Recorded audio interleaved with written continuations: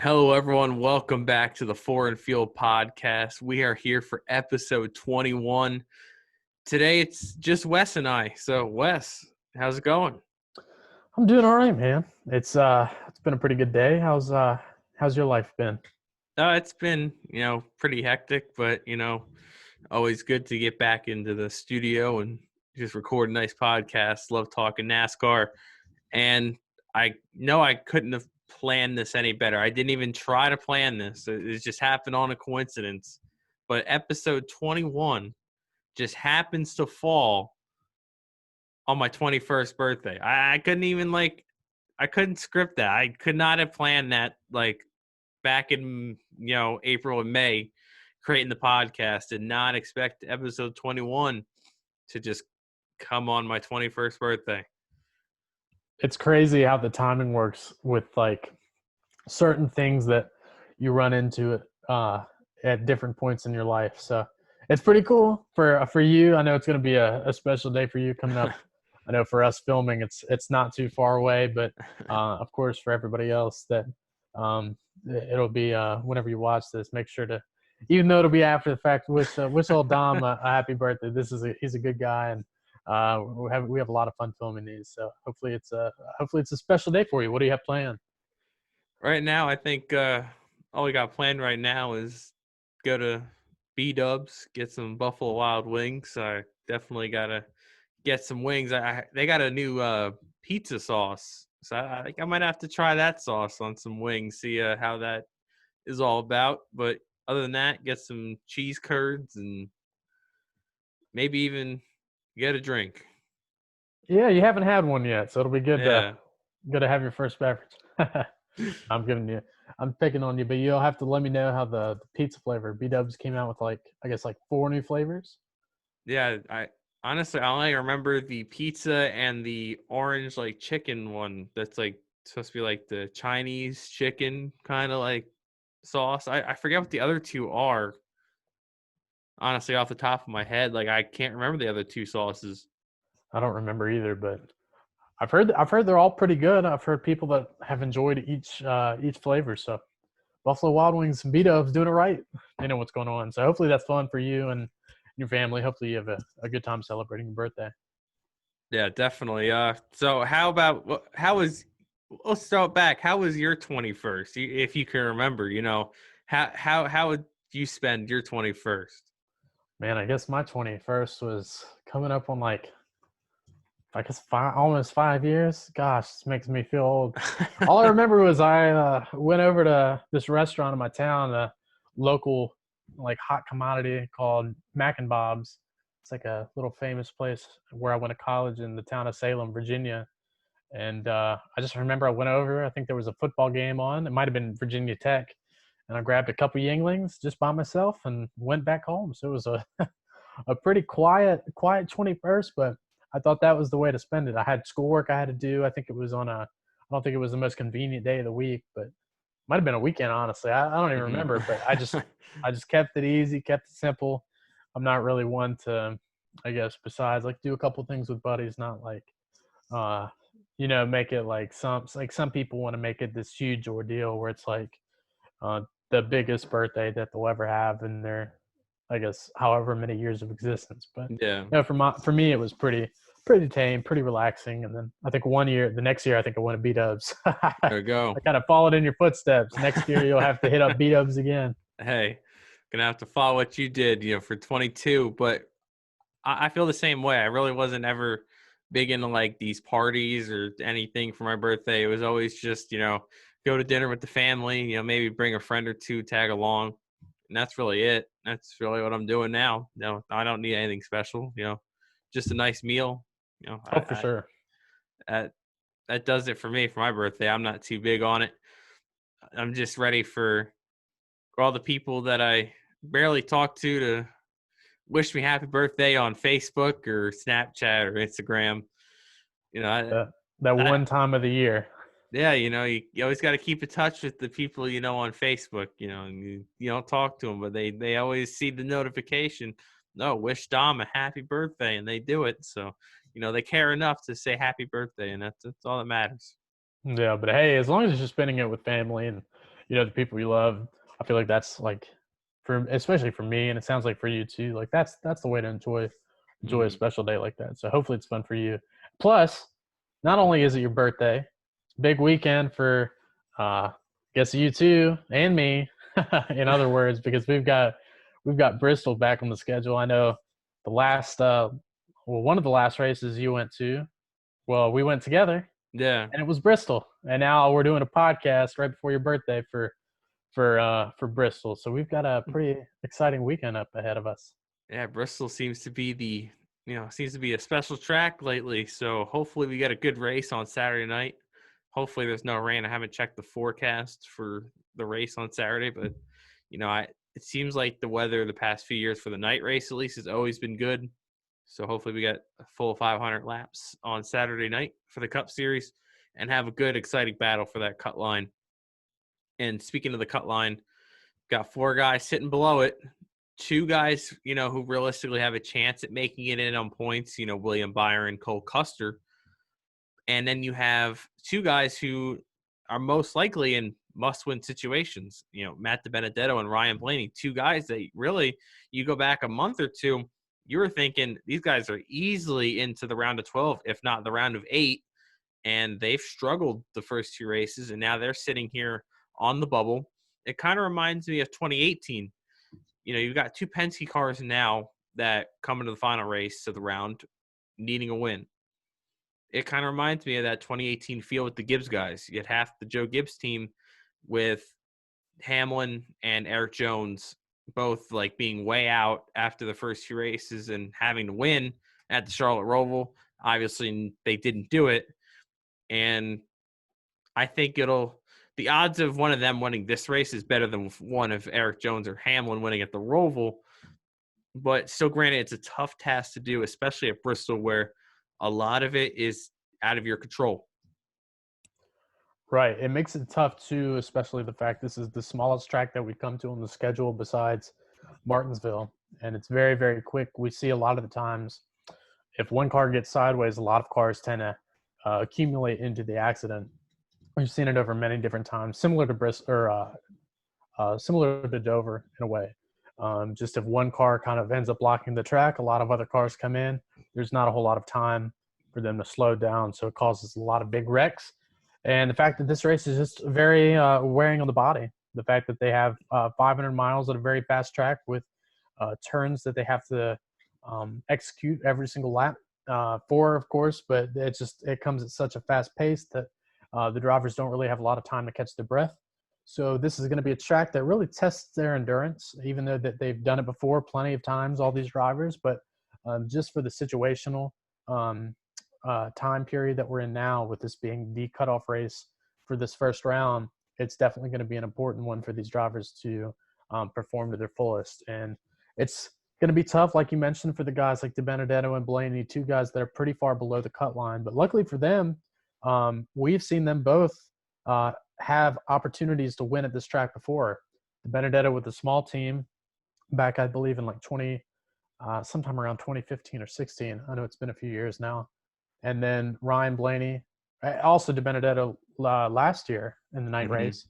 And then we also had Ryan Blaney, I believe, in a couple different appearances where he was up front leading a lot of laps. So although their results haven't been the great this round, I think this is a track that they could both produce a solid finish and maybe enough stage points. Even if they can't get a win, maybe bank off some other people's bad luck and somehow squeeze their way back in.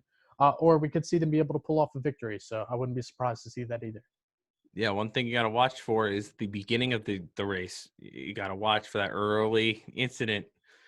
2 years ago in the night race in 2018, Kyle Busch gets loose, spins out, and he's got guys, and he was up in the top 10, and he's got guys from back in the 20s and 30s running into him as the track gets blocked up. People stack up when they're so close, can knock a radiator right out early in the race. And it's just the beginning of the race is almost more hectic than the end of the race, just because you don't know what the car is going to be like. You don't know. You go down into turn 1, turn 3, and your car steps out from underneath you. And even if you get loose and keep it off of everything, it's not guaranteed you're coming away clean, because somebody could clean you right out We saw it earlier this year with Ryan Blaney. Ryan Blaney was running second, ended up getting out of the groove a little bit and spinning, kept the car out of the wall, and in came Ty Dillon and cleaned Blaney right out. So it's what it goes back to me saying. A lot of it's out of your control. Ryan Blaney could have he did everything in his control to keep the car clean, locked it down, got it stopped. And if he doesn't get hit, he keeps going and just puts 4 tires on that thing and get back out there and try to get back to the lead. Ty Dillon hits him, his day is done. So we could see something like that. And you explained how Blaney's been up front a lot at Bristol. I remember the one race, I think it might have been last year or 2018 in the spring, where he was dominating. And there was a wreck in front of him with Trevor Bayne and a few other guys, lap cars. And Blaney had nowhere to go, piled right into it. And that's why I feel like this race is going to be crazier than the All-Star race. That the one problem the All-Star race had is it wasn't long enough to develop lap traffic. This race, you got 40 guys out there, around 40 guys on the track. You're going to hit lap traffic really quickly, and lap traffic is no easy task to get through at Bristol, especially with the multi-groove racing and the lap guys knowing if they could just keep hooking that outside, that they could stay on the lead lap for as long as possible. I think that's something that we're going to have to look forward to as well. It's going to make for an exciting show, especially the fact that there always tends to be, even though with this package, quite a few cars that go a lap down, like at Richmond, just this week. In every single series, I don't think there were more than 15 cars that were, I guess, on the lead lap. It was always less than 15. There were still quite a bit of cars going a lap down, even with the package. And I think it'll play a little bit of a factor here at Bristol, but still, I mean, if with that long of a race that we've seen so far, at least last week, it could definitely be a factor that comes in this week, like you're saying, with the lap traffic, just having so many cars piled onto the track. And I believe we might have a full entry of 40 cars for the field. That's going to play a big factor, just with all these different cars on the track at once. But a lot of things to look forward to. You were talking a little bit too about how with Blaney getting in that accident, I thought of back last year as well. I think it was the spring race when Eric Almirola got put in the wall with Ricky Stenhouse, and I think it caused Kyle Busch to have an issue as well. And that was on the very first lap of the race. So there's a guy in the playoffs this year, Eric Almirola, who's inside the cut line right now. But, I mean, he got taken out on the very first lap last year at Bristol. So there's not a lot of room for mistake, like you were mentioning. There's so many laps that you could be able to put yourself back on the track, but not – it just goes by so fast that you don't really have a lot of time to make it up. So you need to avoid those accidents the best you can. Do the best you can navigating this lap traffic, which drivers do always try to do, but you never know what the guy in front that is going a lap down or that already is lap down, how they're going to respond. It's going to make for definitely an exciting show. Yeah, and you talk about that no room for error, especially for Eric Almirola. I want to jump into the point standings right now. I want to say the top 8, I would say, are comfortably in. I say from Alex Bowman up, I think they're pretty safe. Alex Bowman sitting 8th, 27 points ahead of the cut line. I'd say he's pretty safe unless, full-on catastrophe happens for him at the beginning. I think you're right on that. Bowman's had a couple strong performances at Bristol, even though he's been taking down a few wrecks. We've seen him have a few moments up there at the front of the field, especially his rookie year with the 88 car full time. Had a really strong run from what I remember. So I think Bowman is definitely in a position, and he looks strong so far to where he's going to be able to stay in the round. Guys ahead of him like Chase Elliott, Austin Dillon even, which Austin Dillon's looked great in the playoffs so far. But a lot of the guys ahead, pretty much all of them, they do fare fairly well when it comes to Bristol. So I wouldn't expect a lot of them to have issues unless some kind of drastic error like a lap car does cause an issue to where it puts them in a bad position on the racetrack, and the other drivers are able to execute and perform very strong. So, but definitely below Alex Bowman, the Kyle Busches, the Almirolas, I guess both Busches. Yeah. And then we've got, of course, 2 of the Stewart-Haas teams with Clint Boyer, and we've got Cole Custer DiBenedetto and Blaney. We've also got William Byron down there too. So it's going to make for an exciting show. I mean, a lot of these guys, just a couple shuffles of position, and it's going to impact the entire next round that we have after we get past Bristol.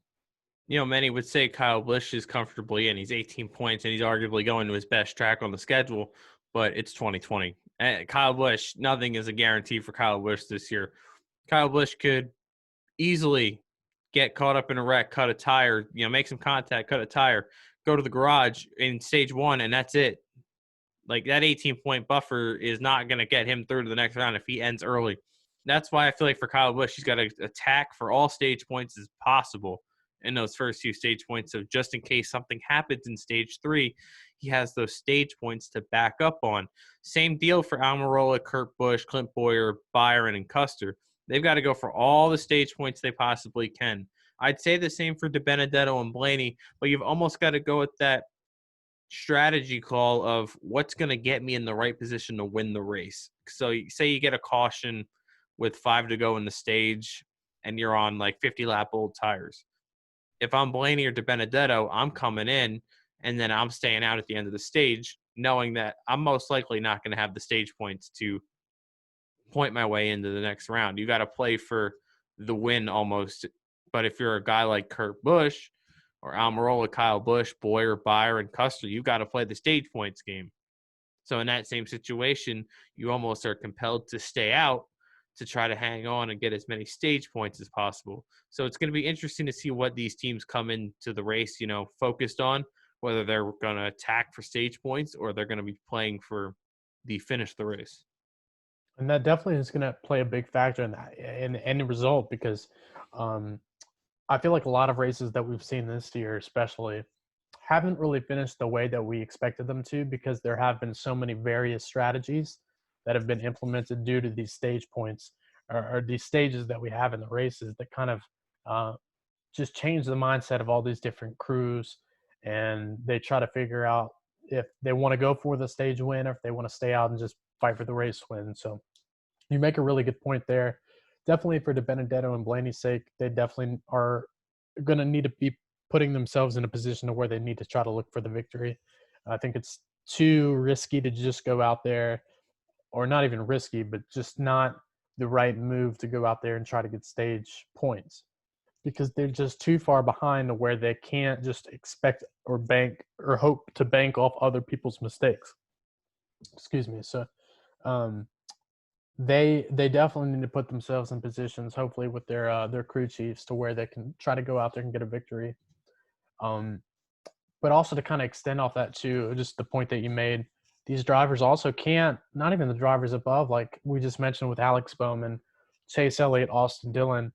This is a track where you really can't drive a comfortable race, or you can't drive a race to where you just want to be safe. This isn't really a safe track because you don't have that many opportunities to play it safe. It goes by, like I mentioned, so quick that there's not really that much time to just kind of ride.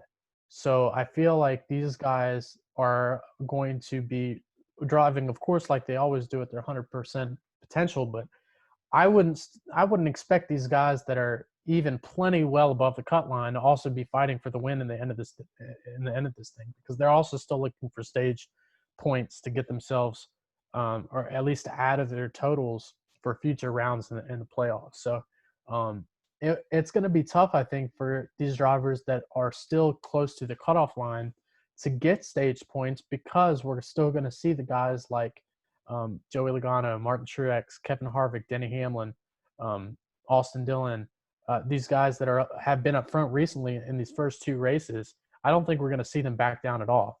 So it's going to be tough for a lot of drivers to get stage points. So it's really going to come down to, I think, strategy in the end for what's going to be the factor in getting them into the round of 12.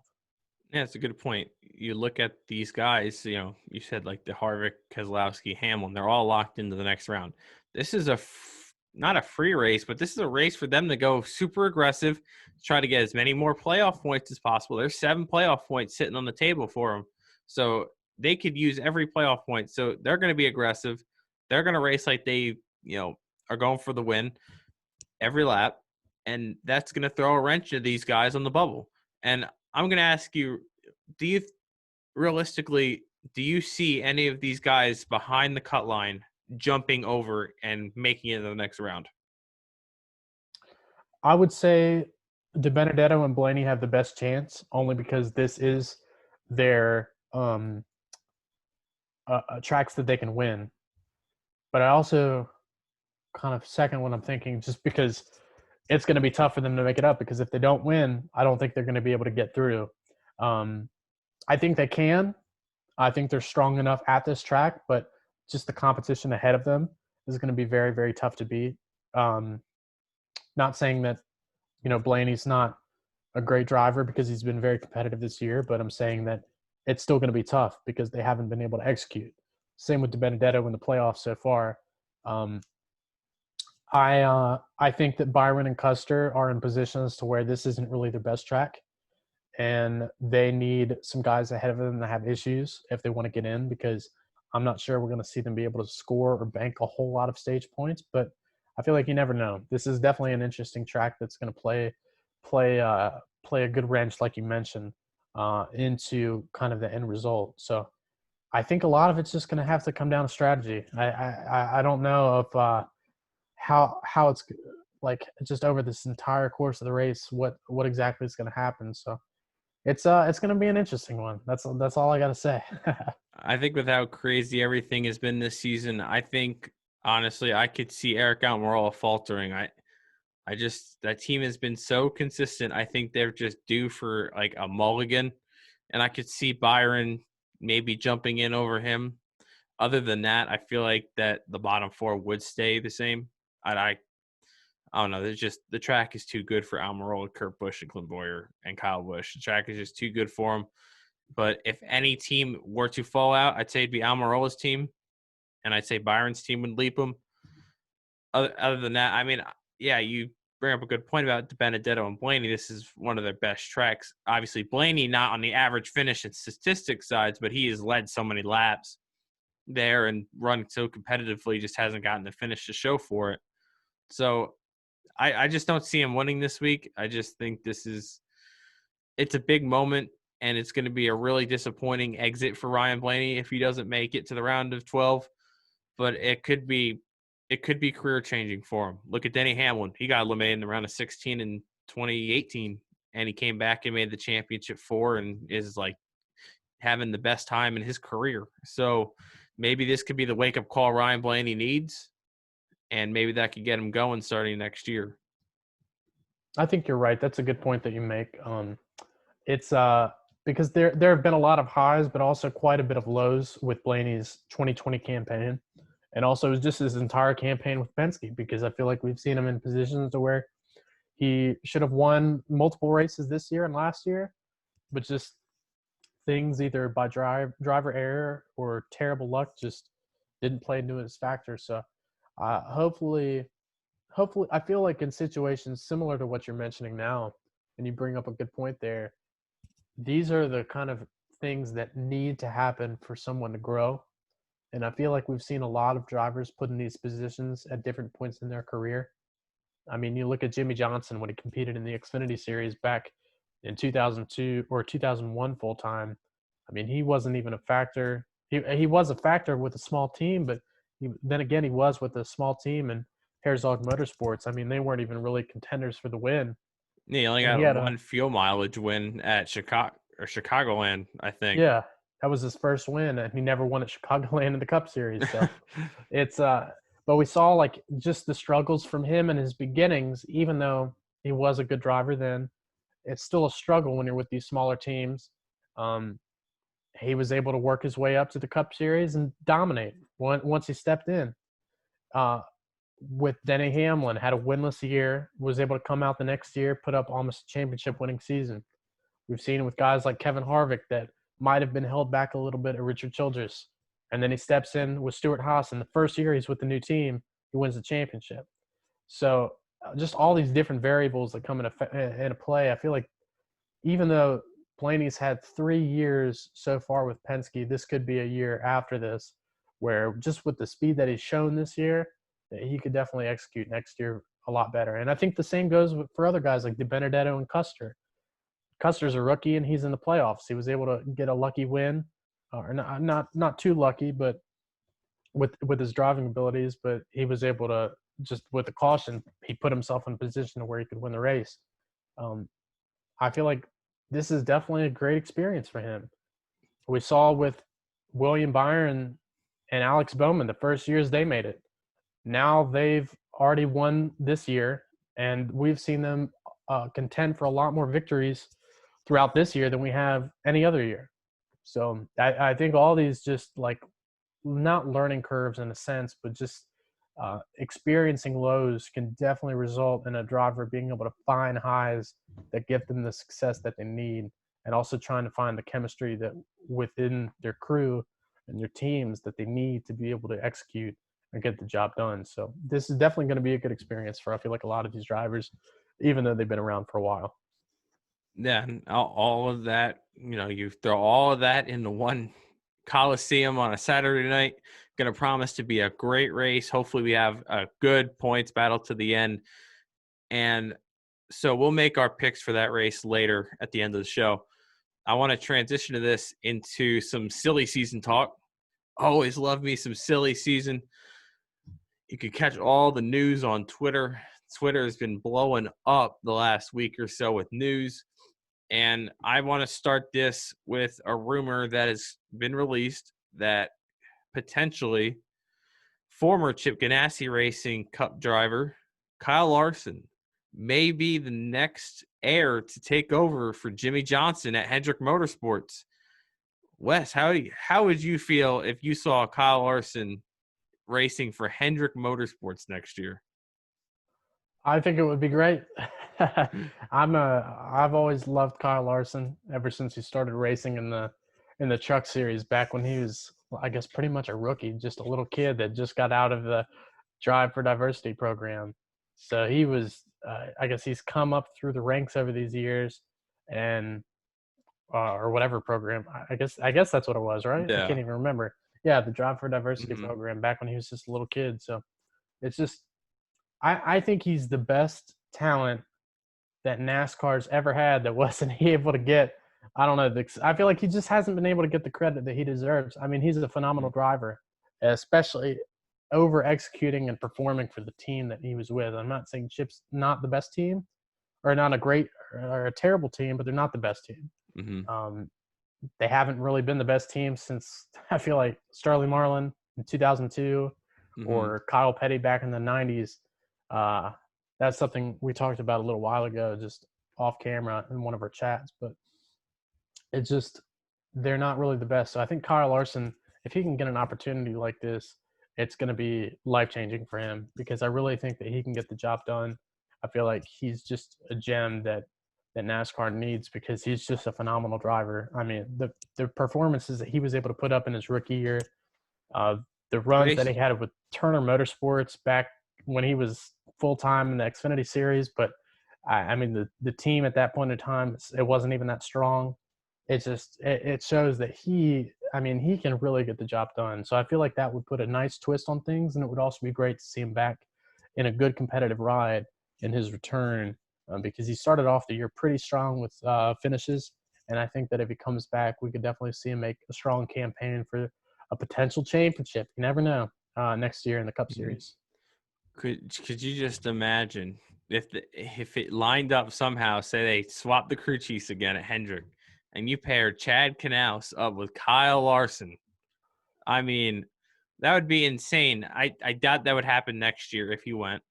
I think Cliff Daniels has been a good crew chief. I give Cliff Daniels a lot of credit. He's done a lot to turn that 48 team around to be a race winning team that just haven't found victory lane. And Kyle Larson and Hendrick, just think about how dynamic that team would become. You've got Chase Elliott, Kyle Larson, William Byron, and Alex Bowman. That's 4 fresh faces for the sport. And people will say, well, Kyle Larson's not going to Hendrick because Chevy will never let him drive a Chevy again. But listen, Rick Hendrick's got a lot of power. He's very invested with Chevrolet.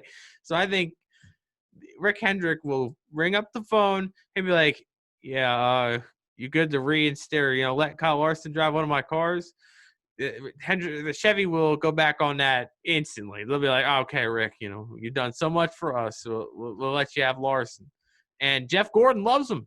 Jeff Gordon said he was the best young, talented kid that was coming into sport. I remember that battle in 2014 at Chicagoland that he had between Larson and Gordon, and they raced so hard. And Jeff, after the race, had nothing but praise for the kid. So Larson, and he's just going out there and smoking these guys in the dirt track. So confidence ain't going to be a problem for Larson coming back. It makes a lot of sense. I know I said this before with Stuart Haas, how it made a lot of sense, but you put the pieces together. I think this would be a really good fit for Larson. And I was seeing some nonsense on Twitter about people saying, well, Chase Elliott's just like 10 times better than Kyle Larson ever was. Kyle Larson had a 4-win season in the 42 car. Like you said, that 42 car, it's not the equipment that 9 car is. I'll tell you, the 9 car has the best equipment, I think, right now for the Chevy camp. If you put Kyle Larson in a similar equipment, I'm telling you, Kyle Larson's going to show what he could do. And like you said, it could be a championship contending team come next year if he hops in that ride. 100%. I don't even think Chip Ganassi, I can't even tell you the last time they've won 4 races in a season. I'm just thinking of every driver that's ever driven the team. I mean, look at what you put Matt Kenseth in that car, and it's nowhere near the front. Right. And just compared to a couple years ago when Larson was a championship threat winning team, and then just had terrible luck in the playoffs. Arguably a blown engine away from the championship 4. And if he made the championship 4, no telling what he could have done at Homestead.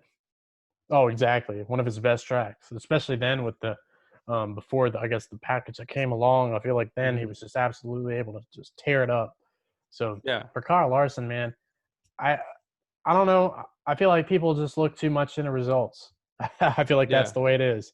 People don't see, or people don't really pay attention unless you really dig into it, just as to how good somebody is. You can't just look at their finishing result and say, just because that guy finished 26th and the other guy finished 15th, the other guy's better than so-and-so because he finished ahead of him.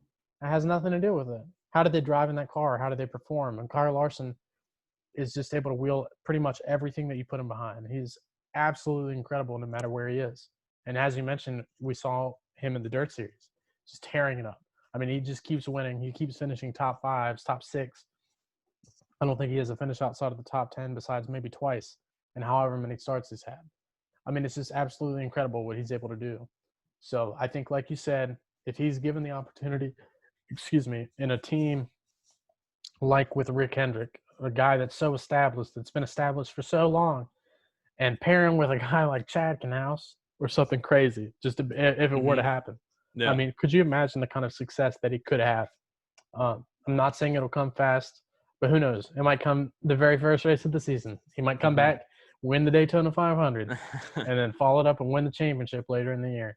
So definitely keep your eyes out for Kyle Larson. Hopefully he has an opportunity. He seems to be in talks to get an opportunity, but hopefully he does get that opportunity to come back and make a statement for the 2021 season. Most certainly. And another driver that's going to be breaking the headlines here for the rest of the season until everything's announced is Bubba Wallace. And now there's, they announced he's leaving Richard Petty Motorsports. He's not coming back. And it was said by Jenna Fryer that Chip Ganassi Racing rescinded the contract offer that was once given to Bubba Wallace because of no response. So there's been links now to a team maybe forming or combining with Denny Hamlin.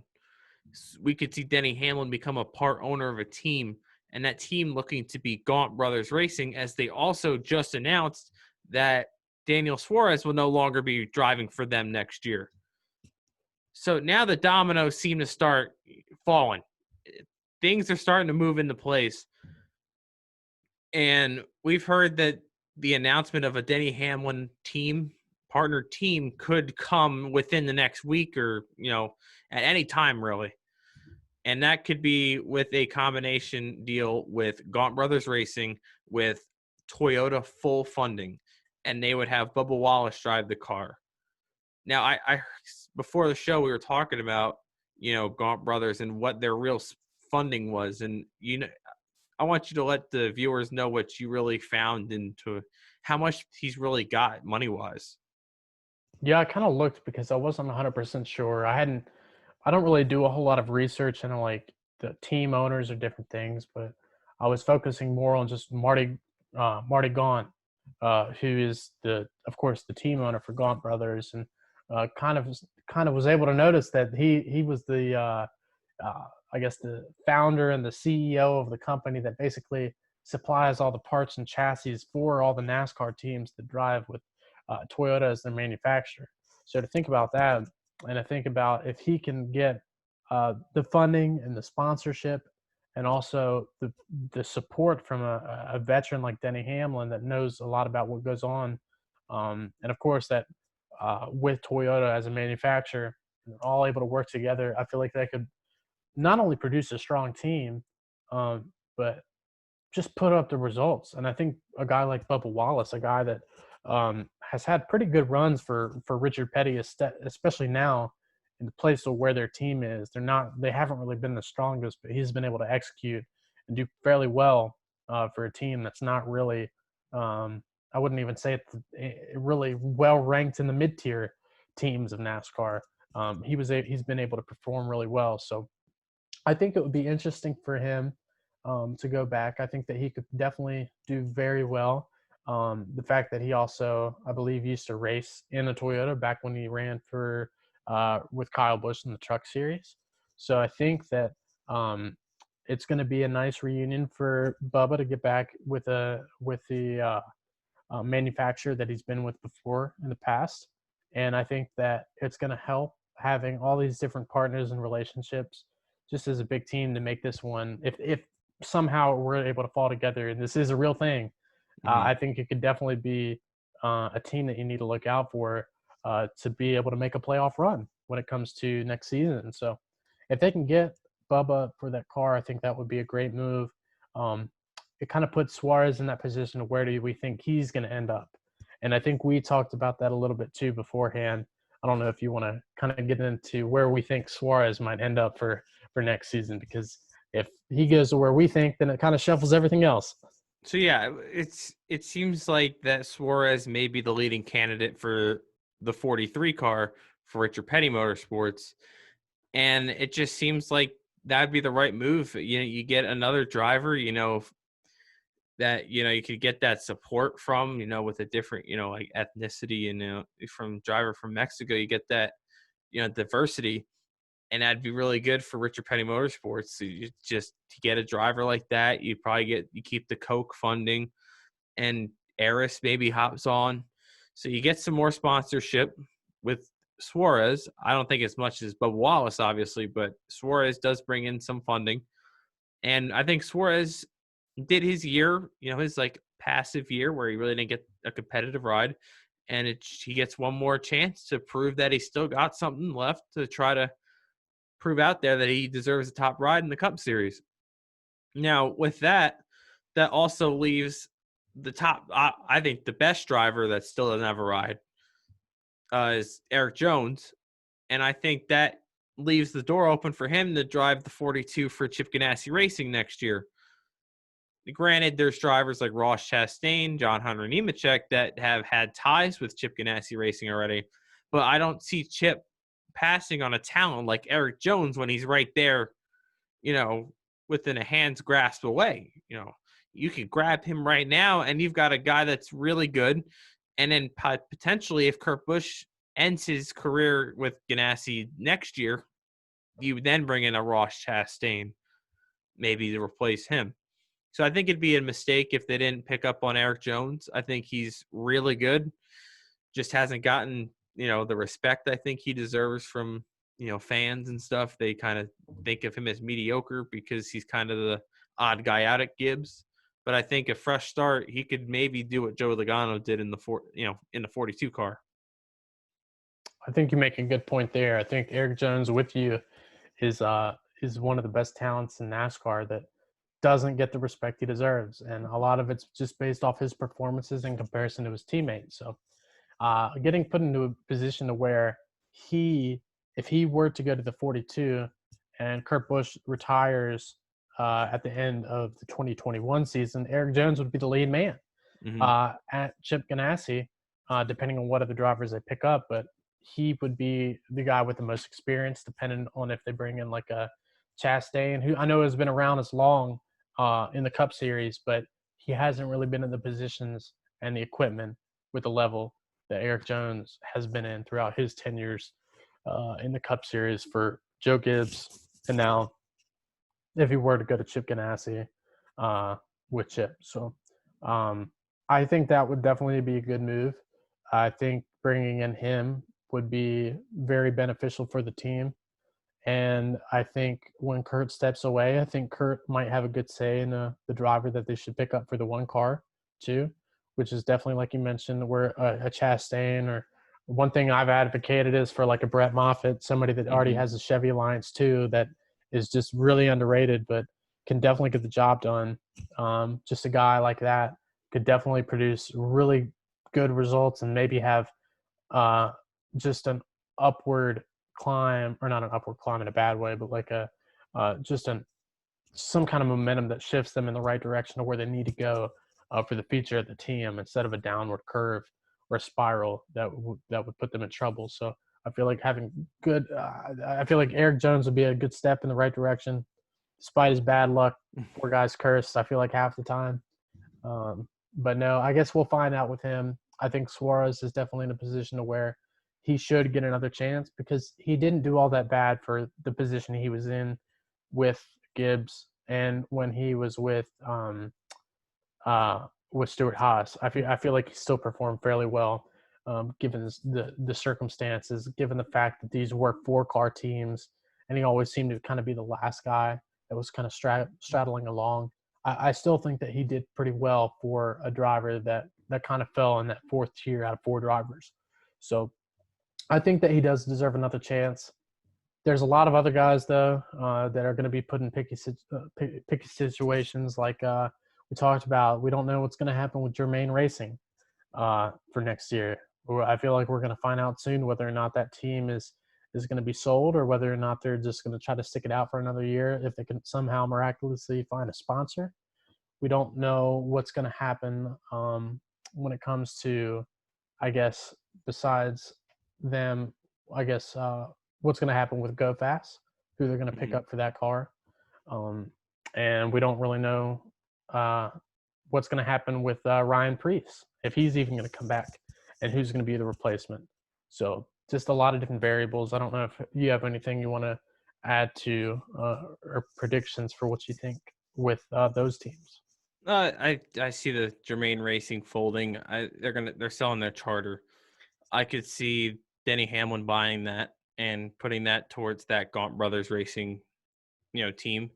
And then I feel like there's the potential for Ty Dillon to maybe go to RCR as a third car. It's going to be tough to see if they have the funding to open a third car and stay competitive. Or maybe Ty Dillon goes to the 37, because it doesn't look like Ryan Preece is going to come back. And or that, like you said before the show, Corey LaJoy could be a good fit for that 37 ride. So I feel like those are two guys you could see in the 37 potentially. So it's going to be interesting.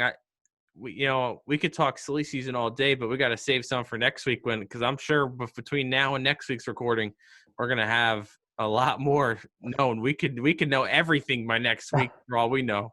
Heck, maybe even tomorrow. I know you had put out a video on your YouTube channel, and the next day it broke. All right, sorry, and we found out what happened. I think it was with who was it with? Eric Almirola, trying to figure out Yeah. if Kyle Larson should Yeah, go. we were predicting about Almirola and Clint Boyer and stuff, and then the next day it was announced Almirola was signed for next year. So kind of put my video out of date, right after I uploaded it. So yeah, just things like that. I mean, it's definitely gonna. We'll probably find out tomorrow. This video will already This This video will video not be come out. uploaded, and we're gonna look stupid because the stuff's already been announced. We're gonna know that Kyle Larson just signed with JTG Doherty for next year. What are And these here we idiots just talking about? On Hendrick. they just listened to a whole podcast where we talked about Larson on the 48. Whoop-de-doo. No, well, I guess we apologize if that's the case. But nah, we'll rock with what we got, and Yeah. yeah. So, but yeah, definitely a lot of just interesting stuff that'll play out this year, and then a whole year from now, I'll Oh just yeah. wait. Think about all the different contracts that are running out next Oh year. man. Oh gosh, I mean, You next year think might be this the is craziest crazy? season. Yeah. Yeah. Man, so we just this time next year, we're gonna have a lot to be talking about because I feel like there's gonna be more jumble than we've ever seen in the Cup Series. But at least for this year, there's a good bit. It's gonna make for an entertaining couple weeks, probably next month, and we're gonna find out where all these drivers end up. Yeah, make sure you tune in to episode 76 for craziness 1 year from now. So I'm going to take this down to the truck series as their playoffs is starting this week. I don't want to get too in depth with the trucks. I just want to get your prediction for the championship four. We were talking before the show. This may be the hardest championship four to predict, just with how many competitive trucks there are. You just got so many contenders in the 10-person playoffs. So I want to know the four guys you think are going to Phoenix with a chance to win the championship. Man, I honestly didn't really even think of four drivers to even consider putting in.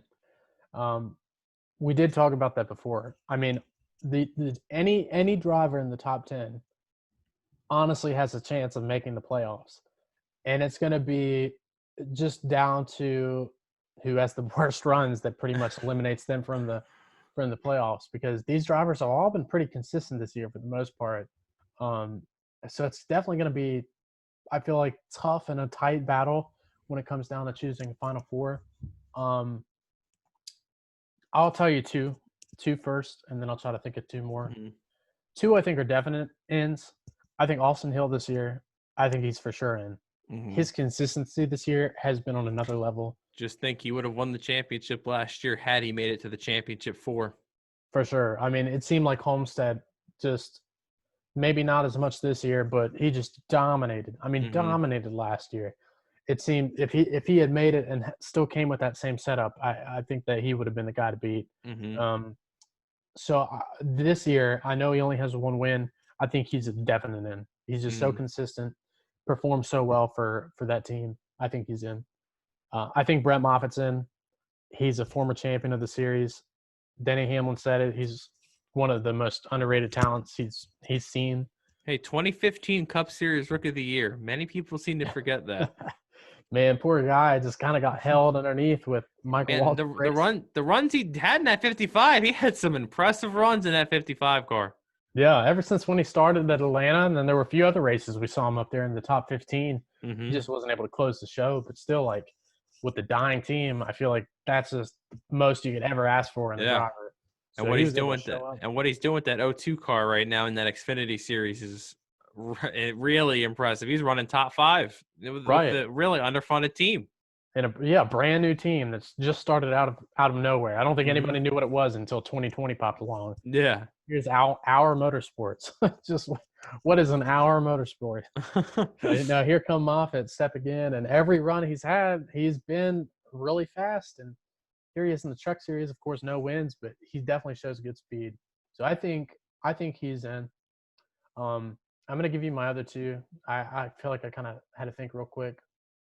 I'm gonna go for a guy I wouldn't have really expected before this year, but I'm going to say Ben Rhodes. I think Ben Mm-hmm. Rhodes has shown pretty good speed this year.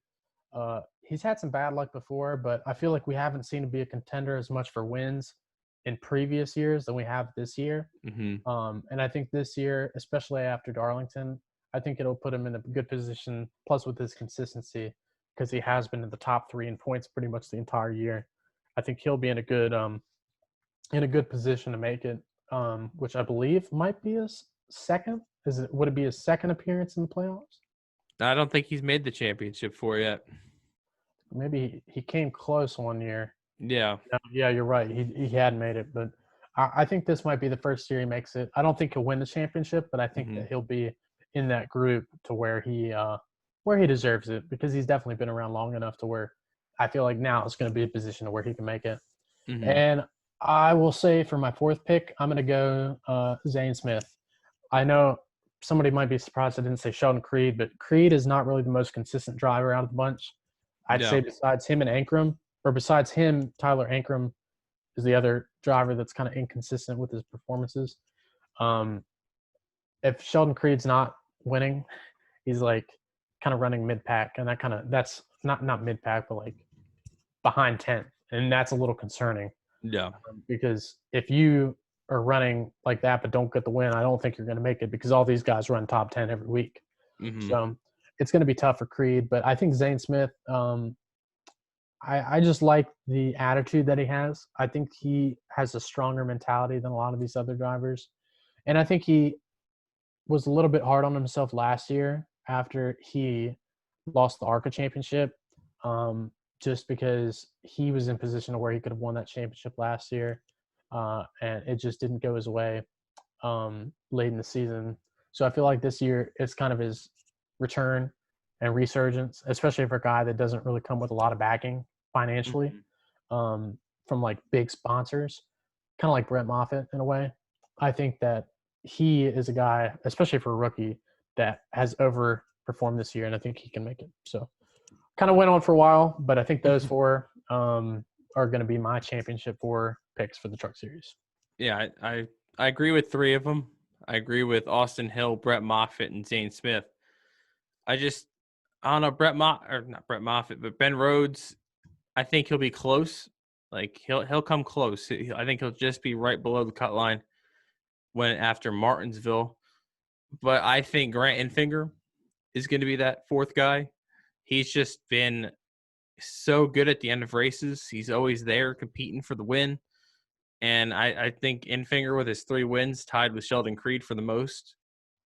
It's He's got 9 top 10s, 6 top 5s, and 16 starts. I think Enfinger is poised to make a championship 4 run and compete for a championship finally after his sustained success in the Truck Series the past few years. So I think Enfinger, is due to go compete for a championship. Now we won't predict the champion yet. We'll wait until the episode before Phoenix to make our championship predictions for the Truck Series. So we'll move on to our race picks this weekend for the Cup Series. Saturday night, the Bristol night race. Steve couldn't join us today. He's got some stuff going on. He'll be back next week. But he sent in his pick. His pick will be Chase Elliott to get his first win at Bristol, obviously not counting the All-Star race.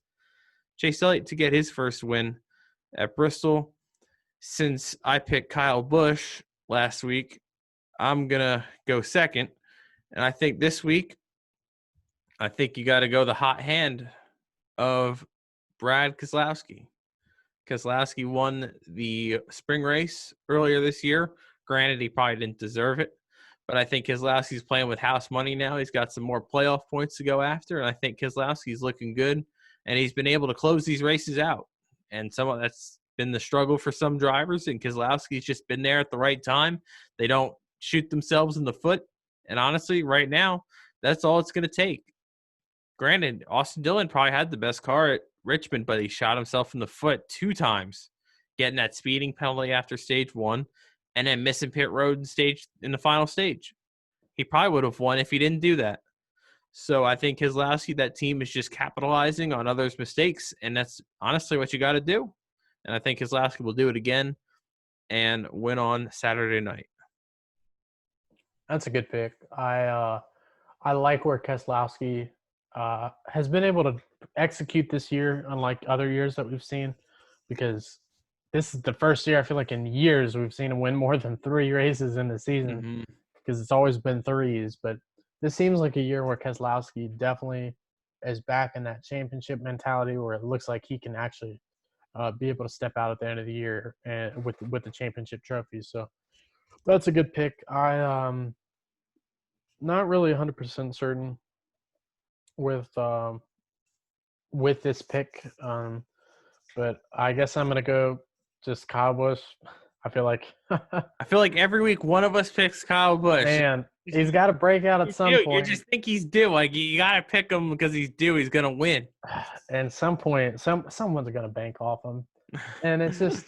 And I kind of might have mentioned this last week. I just feel like that these playoffs, or maybe not last week, but the week before, I think that Kyle Busch knows how to get the job done, especially in these high pressure situations.